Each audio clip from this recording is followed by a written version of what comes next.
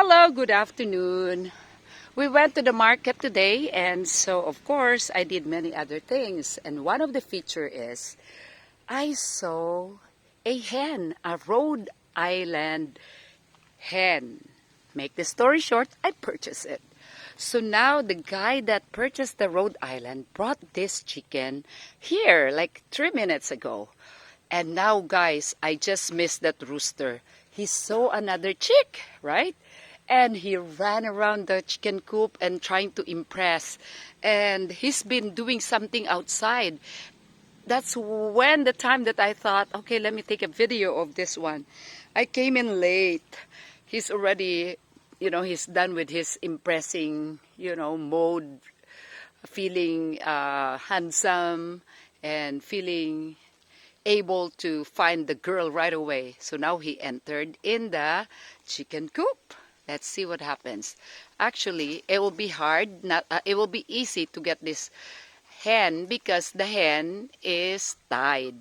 Siguro pa, wait lang. I know what we're gonna do. Let go of the chicken. Isarado mo lang yung coop. O maglilipad-lipad siya ng gusto. Ano kaya magandang gawin? So this dog, 3 now of our chicken, 1 rooster, 2 hens, beautiful hens. It's all dead. So we figured this is the culprit guy. Now he is already on a leash because we think that he is, although there are 3 possibilities. This is number 1, and number 2 possibility is the monitor, the bayawak. Number 3 is the musang, the wild cat. So now we hope that nothing happens with the chicken. And this Rhode Island one, oh no, please don't. The purpose of buying that is solely for laying eggs. Because we have already 2 chickens, hens that are laying. By maybe mid of November, we will have at least 12 new chicks, 2 mummies. So there will be no chicken or hen that will lay eggs. So he purchased 1. And this one, I heard, gives good egg. Wow, impressive. Impressing the hen. Yan. Oo. Bakit isang spot lang? At saka pagkarami-rami, isang tambak na tae ng manok. Sino? Wait, let's see what's happening. Let's see. Oh, the poor hen. Hindi akong bahala sa kanya. Ayun na. Galit siya, galit. Wala siyang choice. Oh. Ligaw. Si ayaw.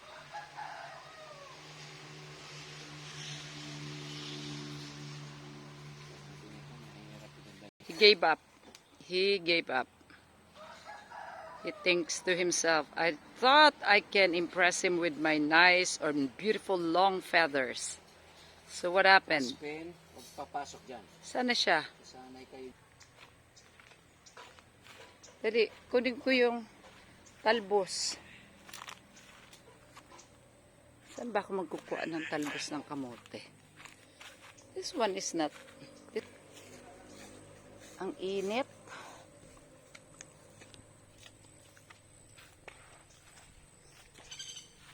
So,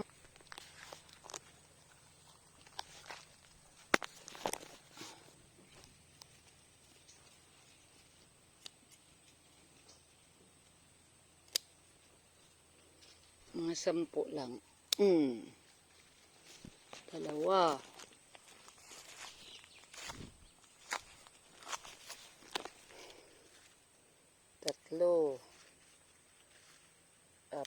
5.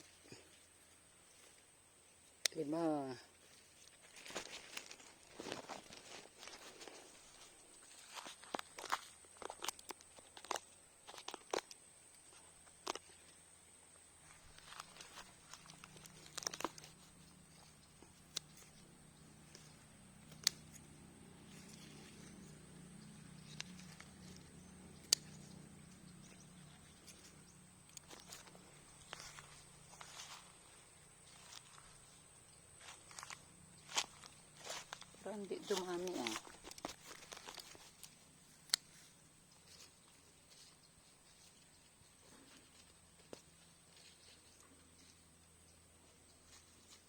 Parang mahina.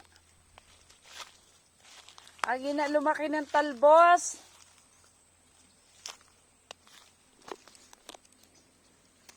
Payat siya.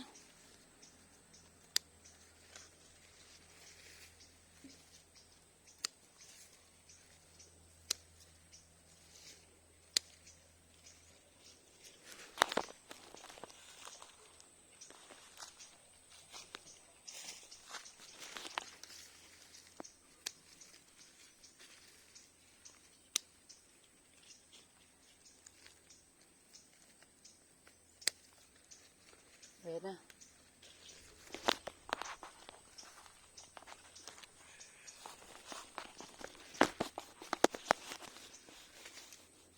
Tok ako.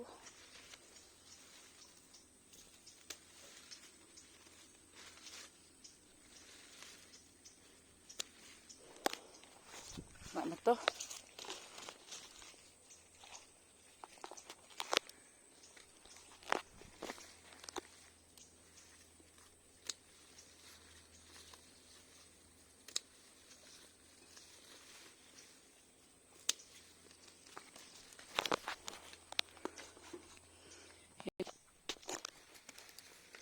Paano na nga tawag sa fern? Pa, ano nga tawag sa fern? Sa Tagalog? Ayun. Ayun.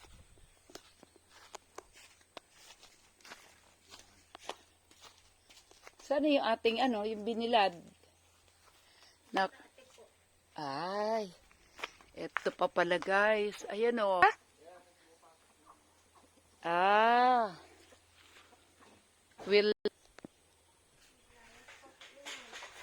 Hindi yung lang para lang nagkain-kain mo na siya. So ito hugasan lang natin ng mabuti. Yan na ba yung ulan? Wala yung ay nako.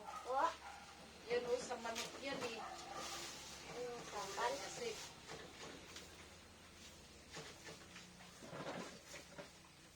kung ready na kayo magkain, lagyan nyo na lang ito. Kuha ka lang ng sabaw, G.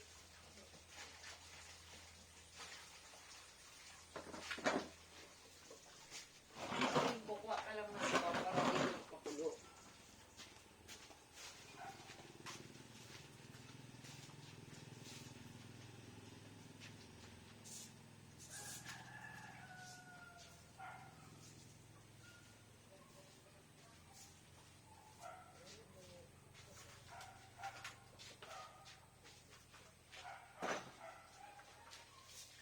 Siguro ito, Jay, ilabas mo na lang siya sa plastic. Ibaon po yan. Siguro. Pero titibagin din nila ito siguro later eh. Kasi gusto nilang i-flat lang yan. Ay, dyan na lang po muna, ma'am. Saka Oo, na siguro. ilipat. Ano, Mar? Kumain ka na?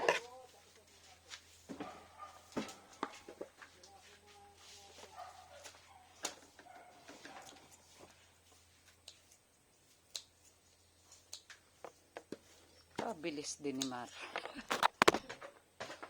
Papahinga muna siya eh.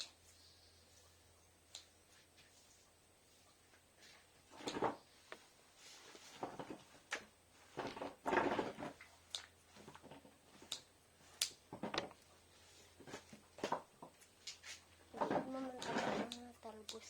Ha? Doon may taba rin po yung talbos. Oh, ito na lang ilagay nyo. Basta nagkuha na ako.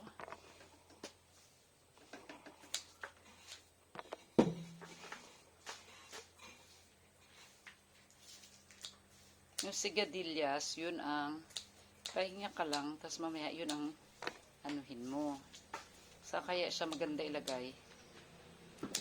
Doon po, ma'am, sa dulo ng sili banda. Kaya Yung dapat sa may mainit.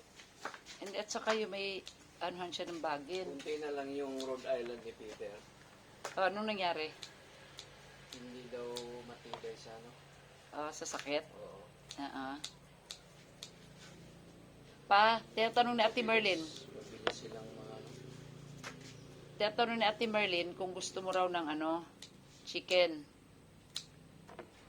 Malalaking chicken. Lagyan mo dito.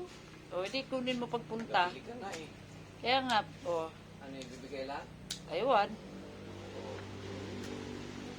Kasi daw marami na Gusto, doon. ano no? I know. Baka gusto mag-alaga ni Jorlan. Nasaan daw? Andun sa kanila. Dito sa Puerto? Oo. Kuha ka lang 3. Hatid mo na dito. Sus, sila pa ang maghatid. Oo. Ano na. Pagpunta mo ngayon, dala ka. Pagpapunta ko ano dapat. Diretso na. Textan ko si ano kung kailan ako Di textan mo na. Kasi ganito. Wala pa siya ngayon. Linggo. Textan mo lang kahit wala siyang Wala man ang telepono doon sa opisina yan. cellphone. Pag cellphone, pakarga niya. Hindi. Pa. Ibang nag-aawak pag doon na siya. Ibang nag-aawak. Sana kinunan mo siya ng personal number. Para nakaano ka. Yan na, Hindi ko nga ano kung paano ano yan. Kung schedule natin para naman ano. Padala mo yan kay Ivan. Kailangan ko doon. Dapat maaga ako doon. Papadala mo yan kay Ivan. Tapos kagad. Dali na lang natin yan. Ngayong para maiwan na yan doon. Ayaw ni Ivan kasi na 4 silang sasakay. Gusto niya, tayo na lang it's either dali natin yung kay Ate Une sa faith camp. Tapos dadali niya yung May nag-ano-ano ang radiator niyan eh. Kung ano ulit na maayos yan. basta lagyan lang yun, punuin lang. Anong gagamitin nila? Ayaw niya nga. Ang problema din. Di sumama sila sa faith camp. Kung